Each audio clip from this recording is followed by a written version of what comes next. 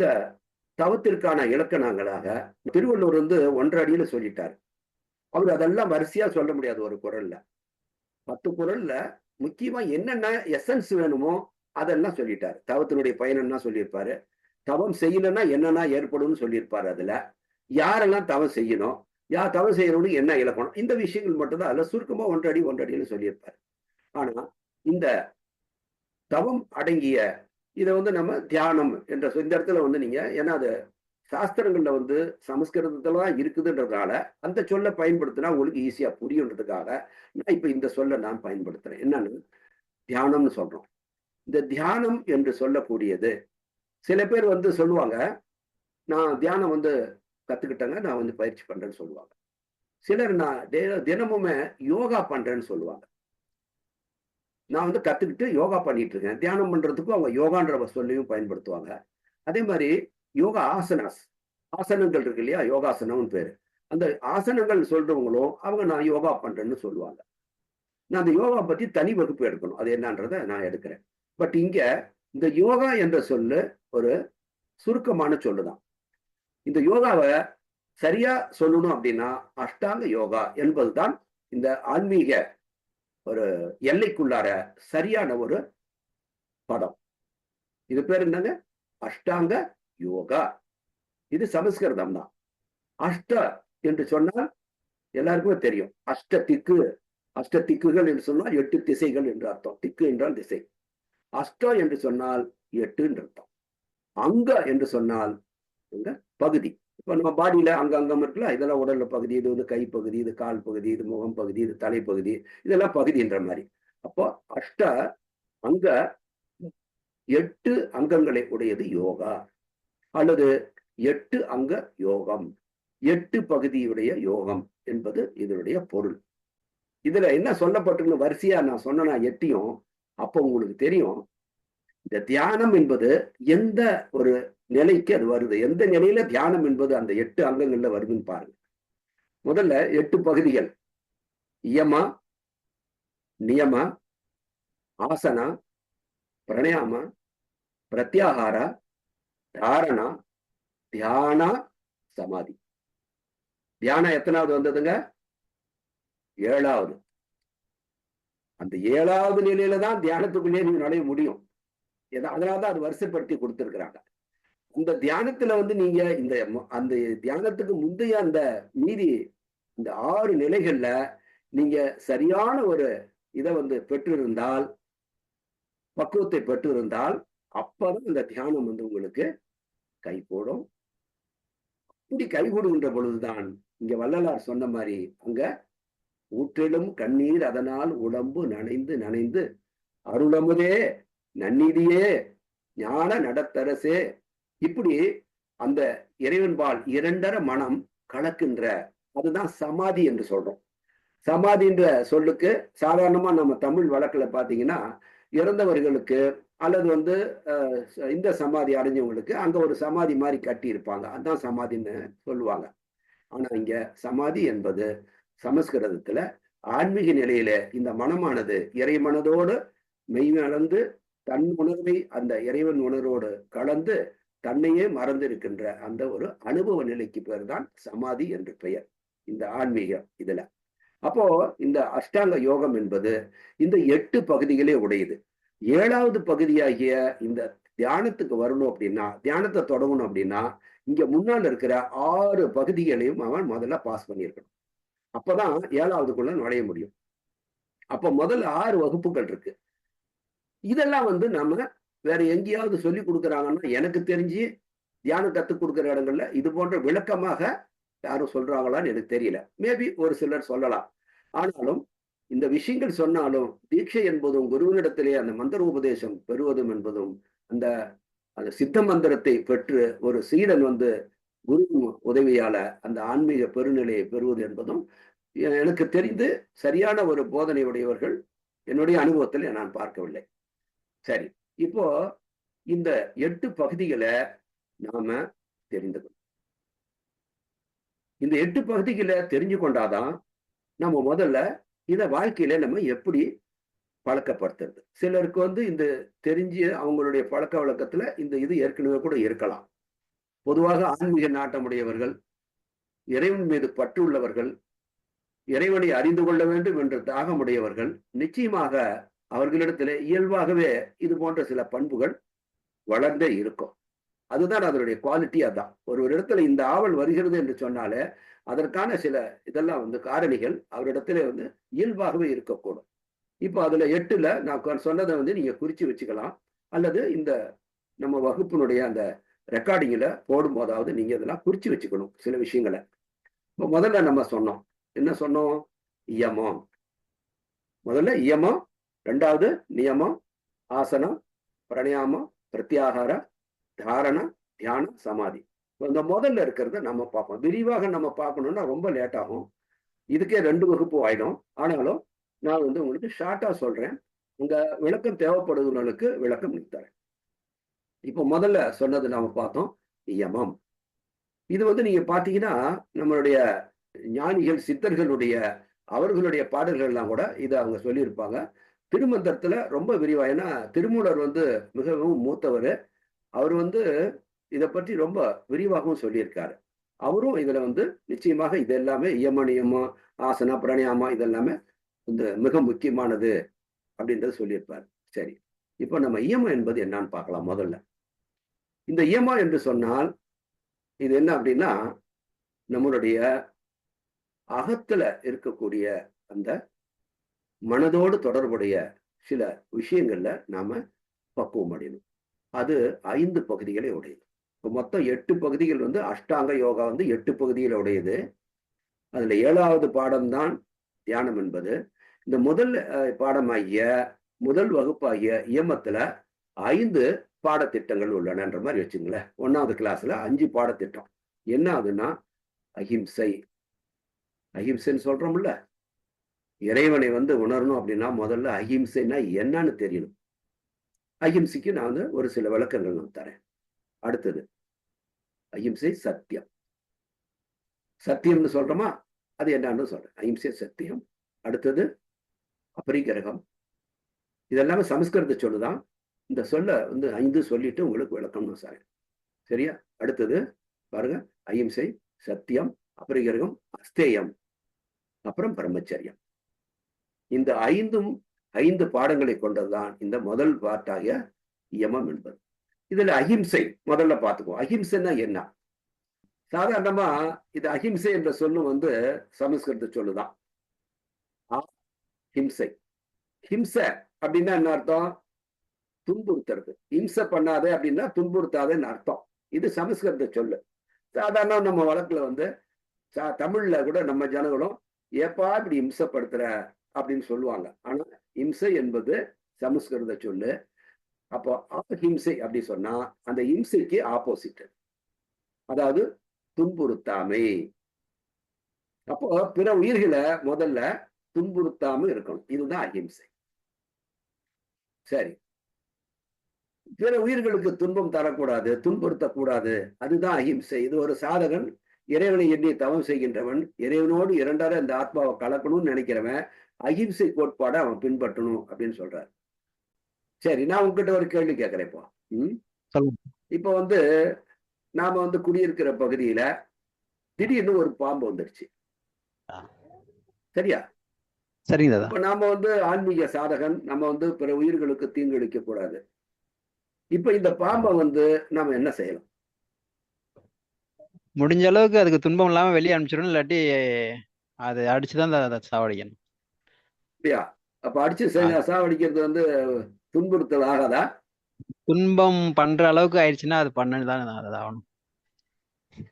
நீங்க அதை இப்போ குடியிருப்பு பகுதி என்பதுல பாம்பு வரக்கூடாது இல்லையா? அது அதுக்குன்னு ஒரு காட்டு பகுதியில புதர்களுக்குள்ளாரதான் இருக்கணும். தெரியாம வந்துச்சுன்னா நீங்க சொன்ன மாதிரி விரட்டுறது சிறப்பு தான். அது அங்கே விரட்டிட்டா பரவாயில்லதான். ஆனா அவங்க விரட்ட முடியல அப்படின் போது நம்ம இல்லைனாலும் கவனிக்கிறனாலும் அது பக்கத்து வீட்டுக்கோ தெரியாம நம்ம விரட்டி அங்கே போனாலோ அவங்க யாரையாவது அது தீண்டிடுச்சுன்னா அது உயிருக்கு ஆபத்தாயிடும் போது இந்த இடத்துல அதை அது அஹிம்சைக்கு விரோதமான ஒரு அல்ல. இப்போ உதாரணமா கொசு இருக்குது இல்லையா? கொசு மூலமா பல துன்பங்கள் பல நோய்கள் பரவுது. அப்போ நாம அந்த கொசுவை அடிக்கக்கூடாது, அதை கொல்லக்கூடாது அப்படின்னு நினைக்கலாமா? நினைக்க கூடாது. நம்ம வீட்டுக்குள்ள ஒருத்தன் வந்து பூந்துக்கிட்டான், பூந்துக்கிட்டு நம்மளே வீட்டை விட்டு வெளியே துரத்திட்டான். இப்ப அந்த இடத்துல வந்து நீங்க அகிம்சை வேணாம் அல்லது உங்களை இதுல சில பேர் சொல்றாங்க இல்லையா, ஒரு கணத்துல அடிச்சா இன்னொரு திருப்பி அவங்களை அடிக்காதீங்க, இன்னொரு கணத்தை வேணா காட்டுங்கலாம் சொல்றாங்க. இது கரெக்டா? இல்ல தாதா, அந்த மாதிரி இல்ல தாதா. நிச்சயமாக என்ன காரணத்துக்கு அவர் அடிச்சாரு நமக்கு தெரிஞ்சாகணும். அவர் தப்பா அடிச்சிருந்தா திருப்பி அவருக்கு வந்து நம்ம செஞ்சது தவறுன்றதுக்கு முதல்ல அது அவர் வந்து அவரை திருப்பி நம்மளை தாக்க வரோம் அப்படின்னா அவங்கள வந்து திருப்பி தாக்குறது தப்பு ஒன்றுமே இல்லை. நம்மளை வந்து காப்பாற்றிக் கொள்ள வேண்டும் அங்க இருக்கணும். இங்க மோட்டிவ் வந்து இன்னொருத்தர் துன்புறுத்துறது அங்க இருக்கக்கூடாது. உங்களுக்கு உங்களுடைய உயிருக்கே ஆபத்து, உங்களுக்கே ஒரு ஆபத்து அப்படின்னும் போது எந்த இடத்துல எந்த அளவுக்கு அந்த அகிம்சையை கடைபிடிக்கணும், அந்த அளவு இருக்குது. இப்போ உதாரணமா ஒருத்தர் உங்களை வந்து தெரியாம கூட அடிச்சுட்டாருன்னு வச்சுக்கல, தெரியாம அடிச்சுட்டு சாரி நான் மன்னிப்பு அப்படின்னா மன்னிச்சது தப்பு ஒண்ணு இல்லதான். தெரியாம பண்ணிட்டாரு, தெரியலங்க நான் வந்து ஒரு இதுல வந்து நான் அடிச்சுட்டேன் மன்னிச்சுங்க அப்படின்ட்டாருன்னா நம்ம மனசார அதை முடியும்னு அதை மன்னிச்சிடலாம். ஆனா அப்படி இல்லாம ஒரு திமிரா இருக்கிறவன் அப்படின் போது அந்த இடத்துல வந்து அவனுக்கு நம்ம பாடம் வந்து புகட்டி தான் ஆகணும். தப்பு செய்யறவனுக்கு திருத்தணும், அதை வந்து செஞ்சுதான் ஆகணும். இந்த இடத்துல நம்ம அகிம்சைக்கு எப்படி தீர்வு எடுக்கிறதுன்றதெல்லாம் கவனமா இருக்கணும். நம்மளுடைய நோக்கம் ஒரு உயிருக்கு அதுக்கு தீங்கு செய்யக்கூடாது என்பதுதான் அடிப்படை இல்லையா? அப்போ சிலர்லாம் அப்படி பேசுறாங்க இல்லையா? இப்ப வந்து நம்ம தண்ணியை கூட காய்ச்சி குடிக்க கூடாது அப்படின்ற சித்தாந்தங்கள் பேசுறவங்களும் இருக்காங்க. இப்ப தெருவுல நடந்து போனா நம்ம கண்ணுக்கு தெரியாம எறும்புகள் போன்ற சின்ன சின்ன பூச்சிகள்லாம் நம்ம நடந்து போகும்போது காலில் அது மிதிப்பட்டு இறந்து போயிடும்ன்றதுக்காக வேண்டி மயிலிறக கொண்டு அந்த தெருவெல்லாம் கூட்டிக்கிட்டே போவாங்க ஒரு காலத்துல. இன்னைக்கு அது பிராக்டிக்கலா இல்லைனாலும், ஆனா இதெல்லாம் நடைமுறைக்கு இது தேவையே இல்லாத விஷயம்.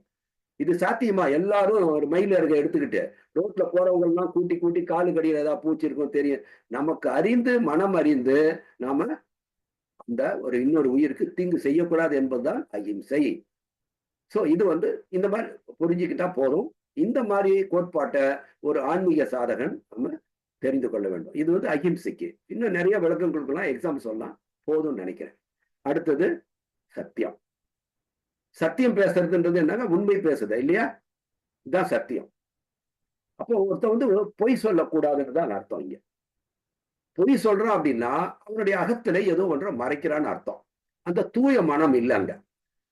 அங்க ஒரு நோக்கம் இருக்கு. அதாவது அந்த நோக்கத்துக்கு வந்து அவன் தன்னுடைய சுயநலத்துக்காக எதையோ தவறை மறைப்பதற்காக ஒருத்தன் பொய் சொல்றான். பொய்னாவே ஒரு உண்மையை மறைப்பது தானே பொய். அப்போ ஒரு ஆன்மீக சாதகன், ஒரு சாதனாவை செய்கின்றவன், இந்த தவத்தை செய்கின்ற ஒரு சாதகன் நிச்சயமாக இந்த பண்பை பெற்றிருக்க வேண்டும். பொய் சொல்லக்கூடாது, தூய்மையான அந்த மனதை வைத்திருக்கணும். அப்படின்னும் போது இங்க எல்லா இடங்களிலும் நாம பொய் சொல்லாம இருக்க முடியுமா? வேறு யாராவது இதுக்கு பதில் சொல்லுங்க. கணேஸ்வரன் ஐயா நீங்க சொல்லுங்க, மைக் ஆன் பண்ணி. ஏன்னா நான் நீங்களே கேட்காதனால ஒவ்வொருத்தருக்கா சொல்லி ஒரு கேள்வி கேட்கிறேன். பொய் சொல்லாம ஒருத்தராட வாழ முடியுமா? வணக்கம் ஐயா. குடும்பஸ்தம் இல்லாம பொய் சொல்லாம வாழலாம் ஐயா. என்னங்க சொல்லுங்க.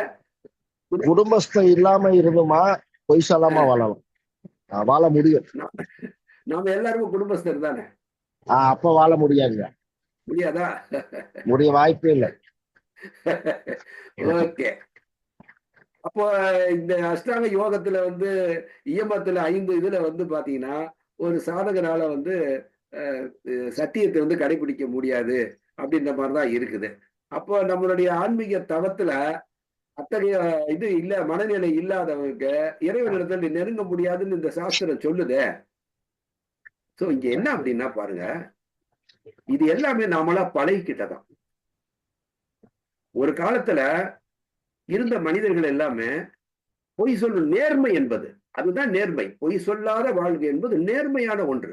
அந்த நேர்மை முகத்துல முதல்ல அகத்துல இல்லைன்னா இது பயிற்சி தான், பழக்கப்பட்டுட்டோம். சாதாரணமா எதுக்கு வேணாலும் ஒரு பொய் சொல்றது.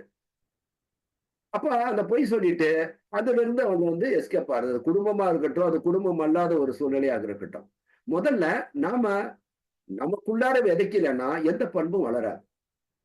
எல்லாமே நம்ம பயிற்சியில தாங்க இருக்குது, சூழ்நிலையில. சில உதாரணமா இங்க பாருங்க, இப்ப பொய்ய சொல்லலாம்னு கூட சொல்றாரு. யாரு? வள்ளுவர் சொல்றாரு. இங்க வாய்மை என்ற வாய்மை, அதாவது இப்ப சத்தியம் என்பது வாய்மை, அதாவது பொய் சொல்லாம உண்மையே பேசுறதுல அர்த்தம். இதுதான் வாய்மை என்பது. திருக்குறள் எடுத்துக்கிட்டீங்கன்னா சில இடங்கள்ல நீ பொய் சொல்லு, அப்படி பொய் சொன்னாலும் அது உண்மையிலேயே வாய்மை தான் ஆகும். அந்த இடத்துல வாய்மை என்ற அந்த இடத்தை பெறும். அது சத்தியத்தை என்ற சத்தியம் என்ற இடத்தை தான் பெறும்னு ஒரு உதாரணம் சொல்றாரு. இதுவே போதுமான உதாரணம் தான். என்ன சொல்றாரு பாருங்க. அதாவது வாய்மை எனப்படுவது யாதெனில் யாதென்றும் தீமை இல்லாத சொல்லல் என்று சொல்றார். வாய்மை என்று சொல்வது என்னவென்றால் யாதொன்றும் நீங்க சொல்கின்ற சொற்கள் என்றும் தீமையில்லாத சொல்லல் என்று சொன்னால் தீங்கு ஏற்படாத வகையிலே சொல்ல வேண்டும் என்று சொன்னால் இது பிறருக்கு அந்த நீங்க சொல்ற அந்த பொய் அதனால யாருக்கும் தீங்கு ஏற்படாமல் இருக்க வேண்டும் என்பது சொல்றாரு. ஒரு உதாரணம்.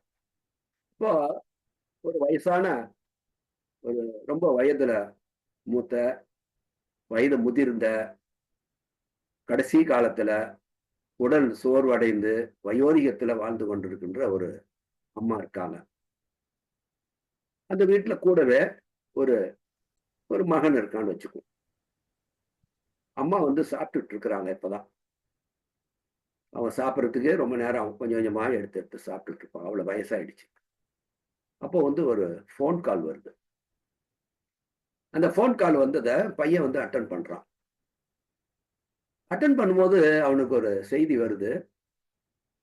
இந்த மாதிரி நம்ம இவருடைய பெரிய அண்ணனுடைய யாரோ ஒரு நெருங்கிய ஒரு உறவினர் இறந்து போயிட்டாருன்ற செய்தியை அந்த போன்ல அவர் சொல்றாரு. இப்ப அந்த சொல்லும் போது இப்போ யாருகிட்ட இருந்தப்பா போன் வந்துச்சு அப்படின்னு அந்த அம்மா கேக்குறாங்க. அப்போ இவர் என்ன சொல்லணும்? ஏன்னா உண்மையை பேசணும். இப்போ அவங்களுக்கு ரொம்ப நெருங்கிய ஒரு உறவினர் யாரோ இறந்துட்டாங்கன்ற செய்தி வருது. இவங்க ரொம்ப வயதான ஒரு மூதாட்டியா இருக்கிறாங்க. இப்போ நாம எந்த காரணத்தை கொண்டு எதையும் மறைக்க கூடாது, உண்மையா சொல்லணும் அப்படின்னு நினைச்சா அவர் என்ன பண்ணணும்?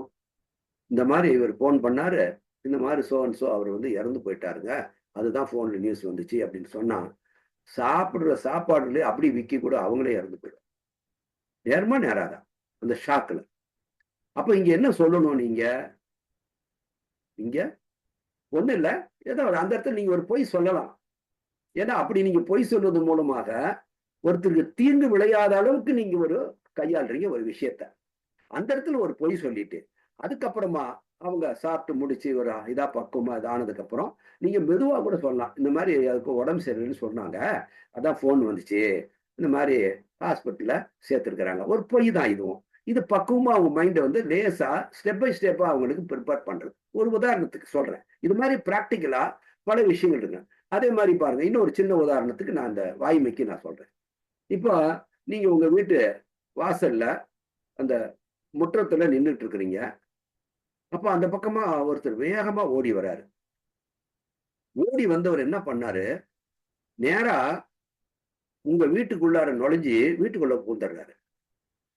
அப்போ யார் யார் யாருன்னு சொல்லிட்டு இங்க பதட்டமா அந்த ஆளை துரத்திட்டு வீட்டுக்குள்ள வரீங்க, அவங்க பின்னாலேயே வரீங்க. அப்போ அவர் சொல்றாரு, ஐயா தயவு செய்து நான் இங்க இருக்கிறது சொல்லிடாதீங்க, பயங்கரமான ஒரு கொலைக்காரன், அவன் என்ன கத்தியில வெட்டுறது, என்னை கொன்னுடுவான், என்னை பார்த்தானாக்கா அவன் ரொம்ப குடியில போதையில இருக்கிறான், அதனால அவன் என்னை துரத்திக்கிட்டு வரான் அப்படின்னு ஏதோ ஒரு இதில் அவனுக்கு உயிர் ஆபத்தான ஒரு நேரத்துல உங்க வீட்டுல அவர் நுழைஞ்சிக்கிறாரு. என்ன தயவு செய்து காமிச்சிடாதீங்க, சொல்லிடாதீங்க இங்க இருக்கிறேன்னு சொல்லிட்டு, எப்படியாவது என்னை காப்பாத்திருங்கன்னு அவன் கேட்கறான்னு வச்சு. இப்ப நீங்க உண்மையெல்லாம் பேசணும் அப்படின்ற ஒரு ஆளு. இப்ப நீங்க அதே மாதிரி அங்க சரி ஒண்ணும் தெரியாம அப்படியே எப்போதும் போல நிக்கிறீங்க. உங்க மனசு சொல்லுது, சரி இவர் நல்லவர் தான், இவரை காப்பாத்திடணும் நம்ம, அவர் உயிர் போகாம அப்படின்னு சொல்லிட்டு மறுபடியும் ஒண்ணும் தெரியாம வெளியே நிற்கும் போது அந்த கொலைகாரன் பயங்கரமா பெரிய ஆயுதத்தோட அங்க நிக்கிறான். இந்த பக்கத்துல இந்த மாதிரி ஒரு அடையாளம் சொல்லி ஒருத்தன் ஓடி வந்தான்ல, இந்த பக்கம் வந்தான். நான் ஆமா வந்தான், பார்த்தேங்க பாருங்க, இந்த பக்கத்துல போய் அந்த சந்து இருக்கு பாருங்க, அந்த சந்துலயே ஓடணும் பார்த்தேன் அப்படின்ற மாதிரி நீங்க அந்த இடத்துல ஒரு டைவர்ஷன் நீங்க டைவர்ட் பண்ணணும். அதன் மூலமா அவன் என்ன பண்ணுவான்னு அவன் அந்த பக்கத்துல வேறு பக்கத்துல அவன் டைவர்ட் பண்ணிடுறீங்க. அந்த சமயத்துல இவரை நீங்க காப்பாத்தி, அப்பா நீ இந்த பக்கமா போய் தப்பிச்சுக்க அப்படின்னு சொல்றோம். ஒரு உயிரை நீங்க அந்த இடத்துல என்ன பண்றீங்க? பொய் சொல்றீங்க, ஆனா ஒரு உயிர் காப்பாற்றப்படுது. சோ இது போல நீங்க முதல்ல பொய் சொல்லாம இருக்கு. பொய் சொல்ல வேண்டிய அவசியம் என்னங்க இருக்கு? நேர்மைக்கு என்றைக்குமே, ஏனென்றால் இதெல்லாம் தெய்வீக குவாலிட்டி. இதெல்லாமே இறைவனுக்குரிய பண்பு. இறைவன் பொய் சொல்ல போறானா? அப்போ இந்த மாதிரி இறைவனுக்குரிய பண்புகளை நீங்கள் வளர்த்துக் கொள்வதன் மூலமாக அந்த இறை ஆற்றலே உங்களுக்கு வருகிறது. நீங்கள் அஞ்ச வேண்டிய அவசியம் இல்லை. ஆகவே நீங்கள் இந்த யம நியம கோட்பாடுகள்ல அஷ்டாங்க யோகத்துல சொல்லப்பட்ட இந்த விஷயங்களை நீங்க இதுவரையிலும் நாம் எப்படி பழகினாலும் இதுக்கு மேல நம்ம கொஞ்சம் கொஞ்சமாவது பயிற்சிக்கு கொண்டு வரணும். இந்த பயிற்சியை நம்ம கொண்டு வந்துகிட்டு மனதை சரிப்படுத்தினாதான் நாம இந்த தியானத்துல மனம் ஒருநிலைப்படும். மனதுக்குள்ளார பல அழுக்குகள் இருக்கின்ற பொழுது இந்த தூய்மையான அந்த ஒரு தேவாமிர்தத்தை நாம பருக முடியாது. இதெல்லாம் அதனாலதான் இதெல்லாம் அதுக்குரிய இலக்கணங்களாக நம்ம பண்டை காலம் தொட்டு இந்த என்னென்ன இலக்கணங்கள் சொல்லி வச்சிருக்காங்க. ஆகவே இந்த இயமத்துல 2 விஷயத்தை பார்த்தோம் இல்லையா? அகிம்சை, சத்தியம். அடுத்தது பாத்தீங்கன்னா நீங்க அபரிக்கிரகம். அபரிக்கிரகம் அப்படின்னு சொன்னா அதாவது அபகரிக்கிறதுன்னு கூட நம்ம சொல்றோம். சாதாரணமா தமிழ்ல யூஸ் பண்ணும். அதை நினைவு வச்சுக்கிட்டாவே இந்த பொருள் தெரிஞ்சிடும். அபரிக்கிரகம் என்று சொன்னால் தேவைக்கு மேல நீங்க சேர்த்து வச்சுக்கிறது. பக்கத்துல ஒருத்தருக்கு ஒரு பொருள் இல்லாம இருக்கும். அத உங்ககிட்ட மிகையாவே இருக்கும். உங்களுடைய தேவைக்கு மேல ஒண்ணு இருக்கும். உங்களுக்கு தெரிஞ்சு அவருக்கு பக்கத்துல இன்னொரு மனிதருக்கு அது இல்லாம இருக்குது. அது இல்லாம அவர் கஷ்டப்படுறாருன்னும் போது நீங்க அதை உங்களுடைய தேவைக்கு மேல ஸ்பேர் பண்ண முடியும்னா துணிஞ்சு அதை நீங்க அவங்களுக்கு கொடுத்து உதவுன்ற மனப்பான்மை வரும். ஈர்த்து உவக்கும் இன்பம் அறியார்கள் திருக்குறள்ல வள்ளுவர் சொல்றார். கொடுத்து உதவுகின்ற அந்த இன்பம் எத்தகையது என்பதை இந்த மனிதர்கள் அறிந்து கொள்ள மாட்டார்களா? இதுக்கப்புறம் இந்த கொடுத்தவனுக்கு திரும்ப வரும் பாருங்க. திரும்ப கிடைக்கின்ற விஷயங்கள் ஒன்றல்ல பல சேரும் அவனை. அப்போ முதல்ல காரணம் என்னன்னா ஒரு இல்லாத ஒரு உயிருக்கு இவனால் உதவ முடிந்தால் இதை யார் மகிழ்ச்சி அடைகிறாங்க? அந்த உதவியை பெறுகின்றவன் மகிழ்ச்சி அடைவதை விட படைத்த இறைவன் மகிழ்ச்சி அடைகின்றான். தன்னுடைய சக உயிருக்கு ஒரு மனிதன் உதவுகின்றான் என்று சொன்னால் அதுதான் இறைவனுக்கு பிடித்த ஒரு பண்பு. இதெல்லாம் இறை பண்புகள். அதனாலதான் இதுல சொல்லப்பட்டிருக்கிறது. அப்போ தேவைக்கு மேல நம்ம சேர்த்து சேர்த்து சேர்த்து சேர்த்து வச்சுக்கிறது. கோடி கோடி கோடி கோடியா வச்சுட்டு இருப்பான். கடைசியில பார்த்தா நோட்டு செல்லாதுன்ட்டு போயிடுவான். இல்லைன்னா அது எங்க ஒழிச்சு வச்சுன்னு சொல்லாம செத்து போயிடுவான். ஆகவே நம்மளுடைய தேவைக்கு மேல இன்னைக்கு இருக்குதா நாளைக்கு அப்படின்றத விட இன்னைக்கு பாவம் நம்ம கண்ணு முன்னால கஷ்டம் இருக்கான். கடவுளுடைய பேரை சொல்லி அவனுக்கு உதவ பாருங்க. இதுதான் அந்த அப்படி கிரகம் என்பது. அடுத்தது பாருங்க அஸ்தேயம். இந்த அஸ்தேயம் என்று சொன்னால் திருடுது, திருட்டு, பிறன் பொருளுக்கு ஆசைப்படுதல், பிறருக்கு உரிய பொருள் மீது அதை கவர்ந்து கொள்வதற்கென்ற ஆசை. அது உயிருள்ள பொருளாக இருக்கட்டும், உயிரற்ற பொருளாக இருக்கட்டும். இன்னொருத்தருக்கு சொந்தமான ஒரு பொருள் மீது ஒருத்தனுக்கு ஆசை வந்துருச்சு அப்படின்னா அங்க தெய்வம் உள்ள நீங்க குடியிருக்க முடியாது. தெய்வத்தினுடைய பிரகாசம் அங்க உங்களுக்கு வெளிப்படவே படாது. அப்போ இதெல்லாம் நம்ம ஒரு தியானத்தை செய்கின்றதுக்கு முன்னால இந்த முதல் வகுப்பு 2வது வகுப்பு நம்ம பாடம் இது பண்ணிக்கணும், படிக்கணும். இதை பரீட்சை எழுதி பாஸ் பண்ற மாதிரி இந்த விஷயங்களை நம்ம பாஸ் பண்ணணும். இதெல்லாம் முடிச்சு எல்லாத்தையும் பக்குவ நிலை வந்ததுக்கு அப்புறம் தான் தியானத்தை கத்துக்கணுமா அப்படின்னா அப்படிலாம் இல்லை. ஆனாலும் நீங்க தியானத்தை கத்துக்கிறதுக்கு முன்னால இந்த விஷயத்தெல்லாம் நீங்க மனசுல பதிய வச்சுக்கணும். பதிய வச்சுக்கிட்டு உண்மையான ஒரு விருப்பம் இருக்கணும். என்னன்னா நாம இது எல்லாமே சரிப்படுத்திக்கணும். இதெல்லாம் நினைவுல வச்சுக்கணும். எந்தெந்த விஷயங்கள் நம்ம பின்பற்ற வேண்டியது ஒரு சாதகன். இதெல்லாம் பண்ணும்போதுதான் அங்க எல்லாம் எதை வேணாலும் ஒரு மனுஷன் வாழ்வான், செய்வான், எப்படி வேணாலும் வாழ்வான். ஆனா அவனிடத்துல இறைவர் அருள் வேணும், இறைவனோடு இரண்டாறு கலப்பம்னா இது சாத்தியமான செக்கு சிந்தித்து பார்த்தாலே புரியும். அப்போ நீங்க அமுதத்தை ஒரு பாத்திரத்துல வைக்கணும் அப்படின்னா அந்த பாத்திரம் எவ்வளவு தூய்மையா இருக்கணும்ன்றதான் முக்கியம். இதெல்லாமே பாருங்க அகத்தூய்மை, மனதினுடைய தூய்மை, மனதை சுத்தப்படுத்துகின்ற விஷயம். அப்ப மனம் தூய்மையானால்தான், மனமது செம்மையானால் மந்திரம் ஜபிக்க தேவையில்லை. இது ஞானிகள் கூற்று. அப்போ மனம் நீங்க தூய்மை அடைஞ்சிட்டா, பியூர் ஆயிடுச்சுன்னா நீங்க மந்திரம் ஜபிக்க தேவையில்லைன்னா அந்த மந்திர இதுல நீங்க அப்படி தொடங்கும் போதே அந்த இறைவனுடைய அந்த பிரசன்னத்தை உங்களால ஃபீல் பண்ண முடியும் அப்படின்றது அதனுடைய பொருள் அது. சரி, ஆகவே இங்க நீங்க இந்த திருடாமை, சரியா? சோ என்னன்னு பார்த்தோம் இப்ப? அஹிம்சை, சத்தியம், அஸ்தேயம், அபரிக்கிரகம். அடுத்தது பிரம்மச்சரியம். ஒருத்தன் பிரம்மச்சரியத்தை கடைபிடிக்கணும்னு சொல்றாங்க.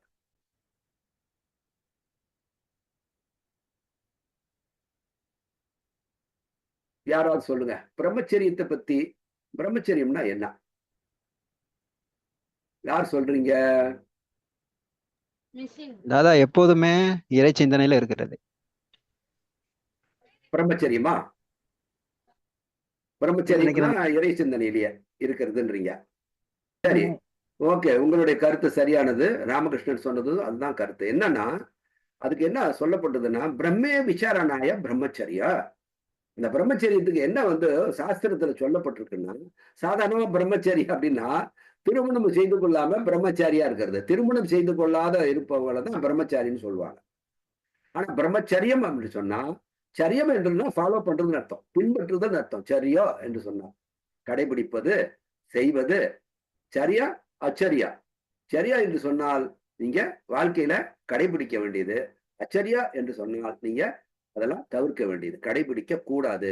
செய்யக்கூடியது செய்யக்கூடாது என்பது. இங்க பிரம்மச்சரியா அப்படின்னு சொன்னா இந்த பிரம்மத்தையே நாம எப்பயுமே சிந்தித்துக் கொண்டிருப்பது. எல்லாமே பிரம்மம். இப்ப நாம முதல்ல சொன்னேன், உடலை பற்றி பேசும்போது இந்த உடல் என்பது மனிதன் படைத்தது அல்ல, இறைவன் படைத்தது. மனிதனால ஒண்ணுமே பண்ண முடியாது. இந்த மேல இருக்கிற ஸ்கின்னு கூட ஒரிஜினலா தயார் பண்ண முடியாது. அப்ப இருக்கிற உள்ள இருக்கிற நரம்பு, சதை, எலும்பு இதெல்லாம் இவனாவே கிரியேட் பண்ணி ஒரு மனுஷனுக்கு ஆத்மாவும் மைண்டையும் கொடுத்துட முடியுமா? இதெல்லாம் அவனுக்கு சொந்தமானது. அப்ப இந்த பிரபஞ்சத்துல பார்க்கிறது எல்லாமே அவனுடைய தோற்றங்கள். இதுதான் மிக மிக ஒரு ஆழமான விஷயம். பேசிக் இதுதான். ஏன்னா காண்பது அனைத்தையுமே இந்த பிரம்மத்தினுடைய மாறுபட்ட தோற்றங்கள். இந்த பிரம்மம் தான், அதாவது இறைவன். பிரம்மம் என்று சமஸ்கிருதத்துடைய இறைவன் சாதாரண கலக்கியெல்லாம் சொல்றது கடவுள் என்பது. அப்போ இந்த உலகத்துல பார்க்கறது எல்லாமே அவனுடைய பிரதிபலிப்புகள். அவன் அல்ல, அவனுடைய பிரதிபலிப்புகள். அவன் எல்லா கண்ணாடியிலையும் எப்படி ஒரு ரிஃப்ளெக்ஷன் தெரியுதோ, நான் ஏற்கனவே கூட ஒரு வகுப்புல சொன்னேன். ஒரு பூ இருக்குது அல்லது ஒரு பொருள் இருக்குது.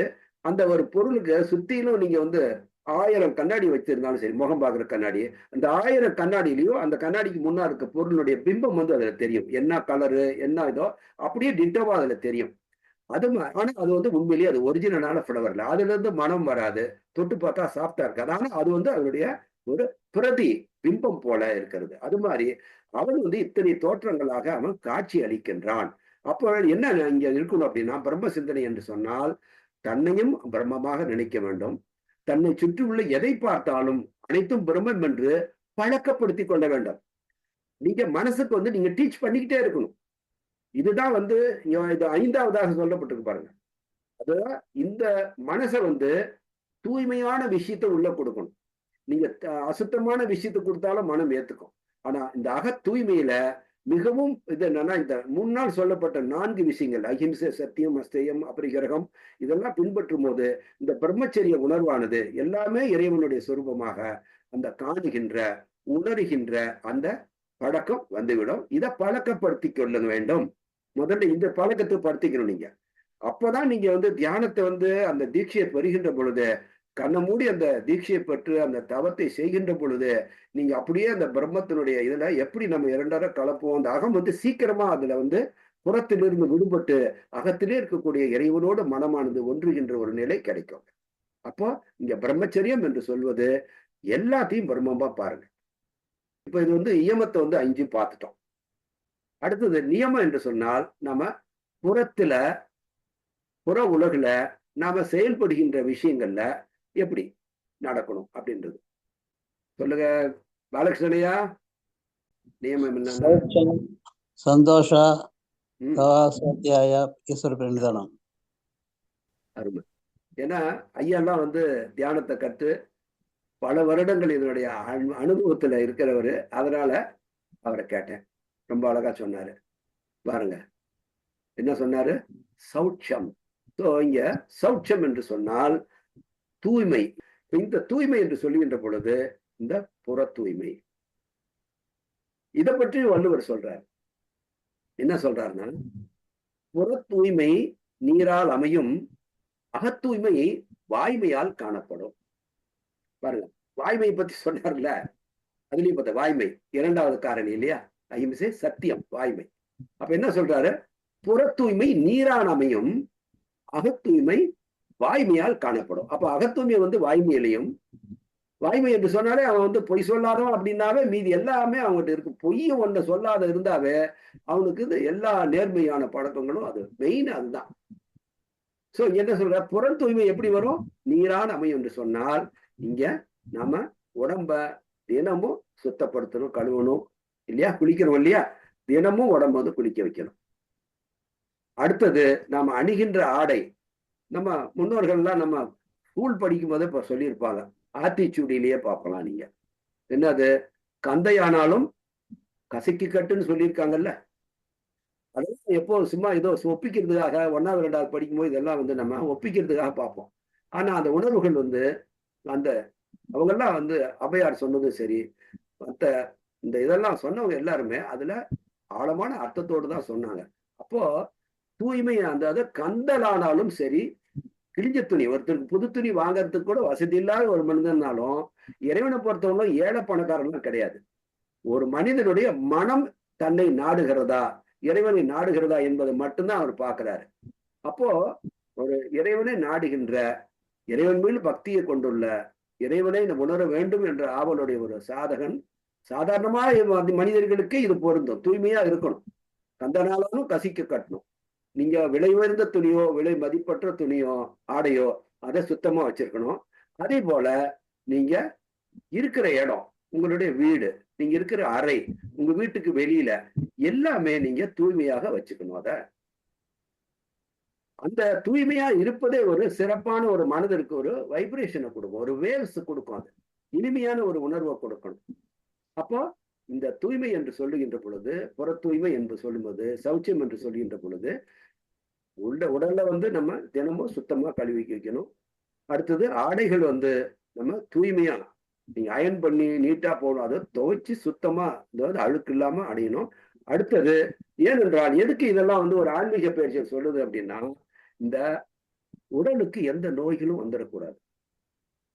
சுற்றுப்புற தூய்மையா இல்லைன்னா, உங்களுக்கு ஒரு சாதகன் இடைவிடாம தினமுமே இறைவனுடைய எண்ணி தியானம் பண்ணுகின்ற ஒரு பயிற்சி உடைய ஒரு மனிதன் 2 நாள் அவனுக்கு உடம்பு சரியில்லாம ஏதாவது ஒரு தொற்று நோயை ஏதோ ஒன்று வந்தால் அந்த நாட்கள் எல்லாமே அவன் மனதை ஒருநிலைப்படுத்தி இறைவனை தியானம் செய்ய முடியாது. ஏன்னா உடல் ஒத்துழைக்காது. அப்போ ஆன்மீக பயிற்சிக்கு, ஏன்னா அந்த உடலை வைத்துதான், சுவரை வைத்துதான் சித்திரம் எழுத வேண்டும். அப்போ இந்த உடலை வச்சுதான் நீங்க தியானமே பண்ணணும். உடலும் மனமும் ரெண்டும் சரியான ஒரு இணக்கத்துல இருக்கணும். அப்போ உடலை பாதுகாக்க வேண்டியது, சுற்றுப்புற சூழ்நிலை வந்து நம்ம தூய்மையா வச்சிருக்கோன்றது இங்க சௌச்சம். அடுத்தது சந்தோஷம். சந்தோஷம் அப்படின்னா, நான் சாதாரண சந்தோஷம்ன்றது நம்ம தமிழ்லயே வந்து நம்ம வார்த்தைகளை பயன்படுத்த தான் செய்யறோம். சந்தோஷம் என்னென்றால் என்னன்னா, மனம் நிறைவு. அப்ப சந்தோஷம். எதிரியாவது மன நிறையல அப்படின்னா அங்க சந்தோஷம் இருக்குமா? ஒரே ஆபீஸ்ல 2 பேர் வேலை செய்வாங்க, ஒரே அவங்களுடைய டெசிக்னேஷன், 2 பேரும் ஒரு கிளர்க்குன்னு வச்சுங்க, 2 பேரும் ஒரே காலேஜ் இதுல வந்து சம்பளம் வாங்குகின்ற ஒருத்தர், 2 பேருமே வச்சுங்க ஒரு ஆபீஸ்ல வேலை செய்யறாங்க. அதுல ஒருத்தர் வீட்டுக்கு தேவையானது எல்லாமே அவரால் வாங்கி போட்டு அங்க வந்து எல்லா வசதிகளும் இருக்க மாதிரி அவர் வாழ்றாரு. அவர் கூட வேலை செய்யற இன்னொருவரால அது மாதிரி வாழ முடியல, செய்ய முடியல.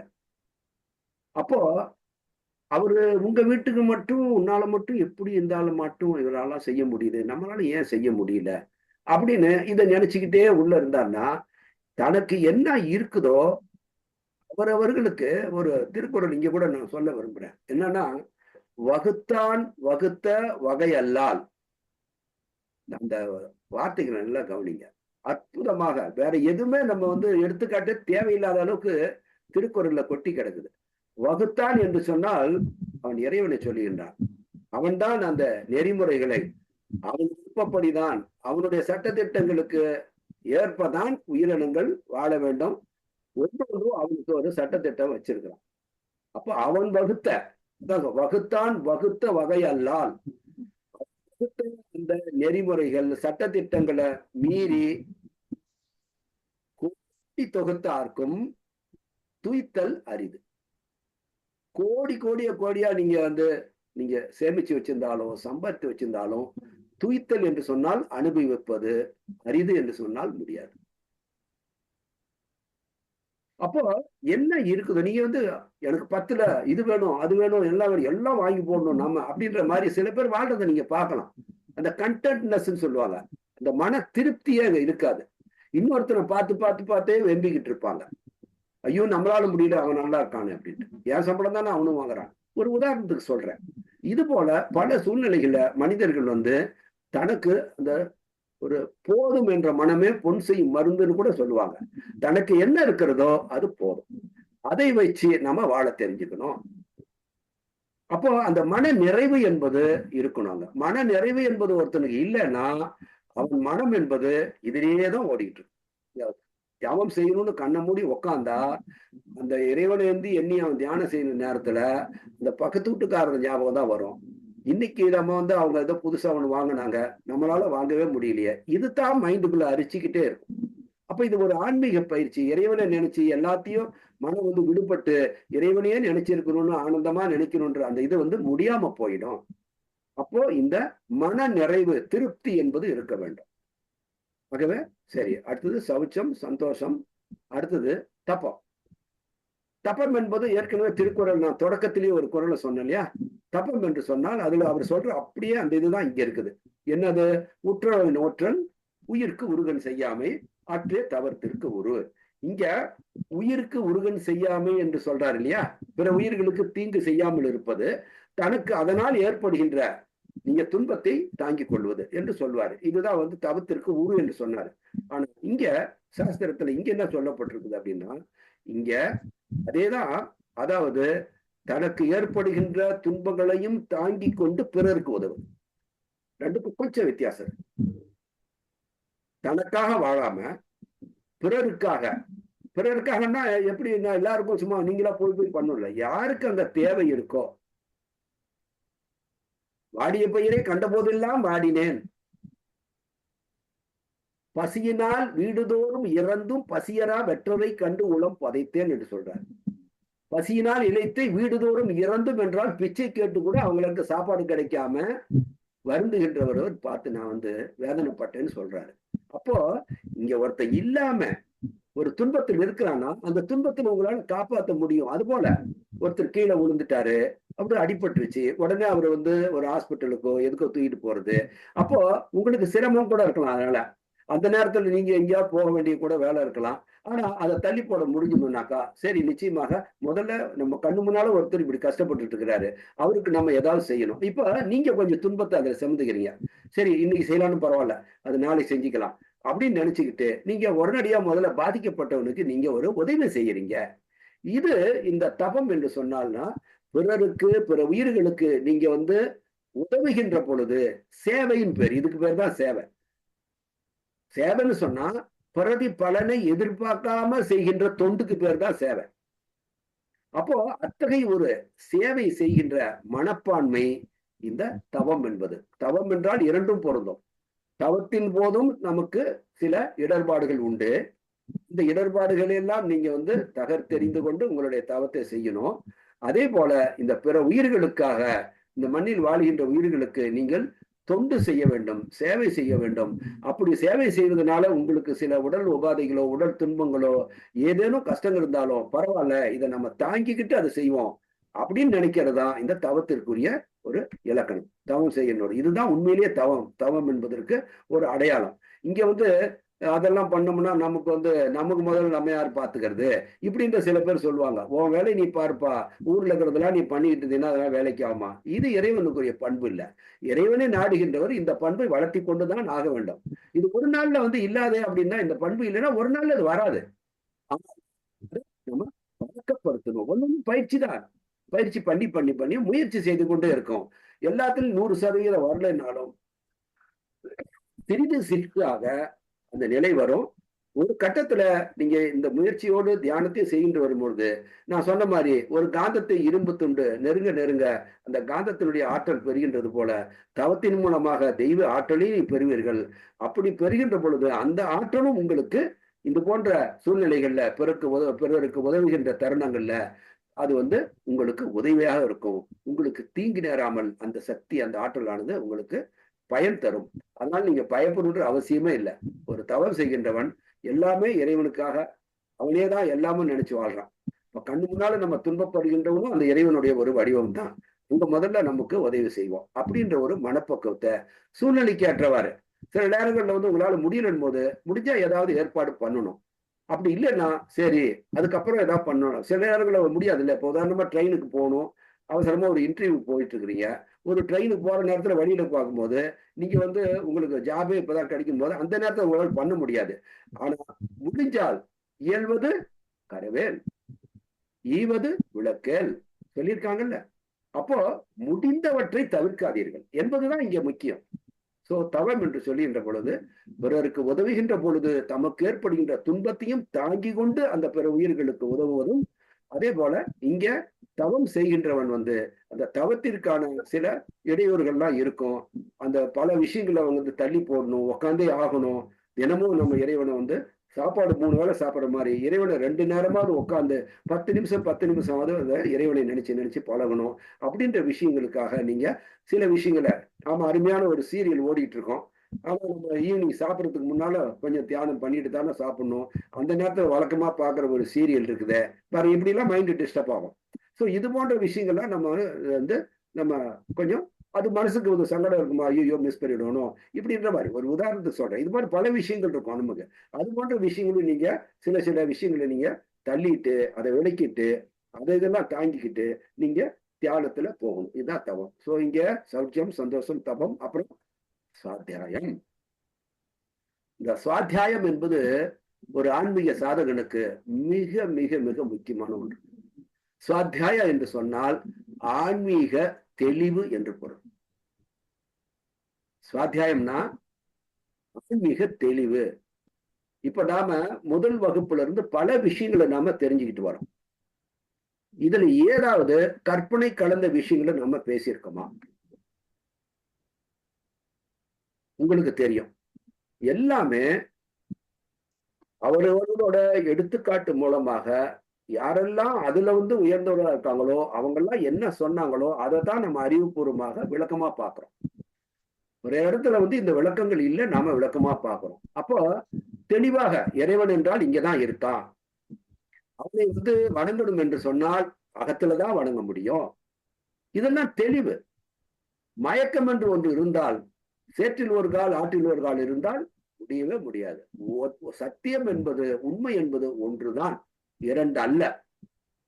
இறைவன் ஒருவன் தான், சத்தியம் என்பது ஒன்றுதான், நிஜம் என்பது ஒன்றுதான். அப்போ இது போன்ற விஷயங்கள்ல தெரிந்து கொள்வது.